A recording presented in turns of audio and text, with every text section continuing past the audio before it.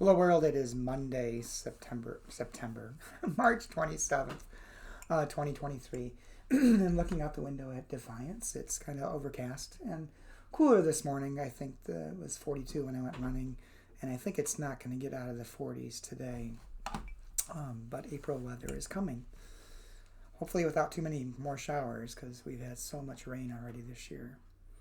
The devotion for today is entitled In the Meantime, written by Martha Spong. And Martha bases the devotion upon Hebrews chapter 10, verses 24 through 25, New Revised Standard Version. And let us consider how to provoke one another to love and good deeds, not neglecting to meet together, as is the habit of some, but encouraging one another, and all the more as you see the day approaching. And then Martha writes,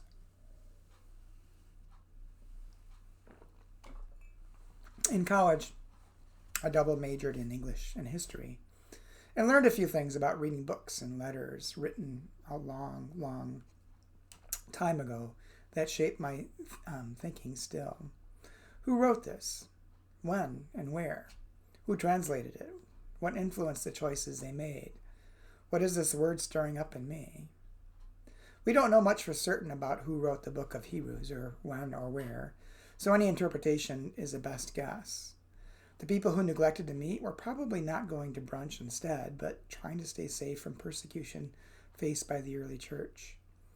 I sometimes wonder if the belief that Christ would soon return, the day approaching, felt like a relief for them. The present challenges would end. In the meantime, maybe they would just wait safely at home. The author said, "Gather anyway, we need each other." Almost 2,000 years later, we may not think much about the day. The invitation to gather seems less pressing, and the alternatives for our time are many. We may spend more time thinking about the looming end of the world at human hands than about the return of Christ. Yet these words stir something in me. They provoke me to remember how my growth in faith has never come as a solitary exercise. We need each other for support and challenge and inspiration too. We need each other in the meantime, no matter how long that is.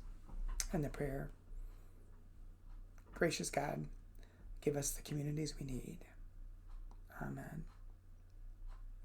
Well, a couple of things that came to mind for me in this devotion, and certainly you may have different impacts from reading these devotions, was I guess number one, the need for community.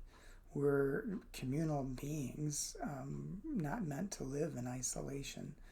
And I think there's a strong reminder of that we really need each other to support one another. Whether that's in church or not, from a Christian perspective, yes, that would be important. But that's not the purpose of church. The sole purpose of church is to meet your friends, but it's to learn how to live in community with one another and with those around us, even those who aren't in the church. So that's an important reminder to us from this devotion, that we truly need each other. And I'm reminded that each of us has different kinds of gifts, and none of us has a gift to do everything. So literally, to live, we need each other. Some people are good at things that we're not good at, and so we balance each other and help one another with the use of our gifts.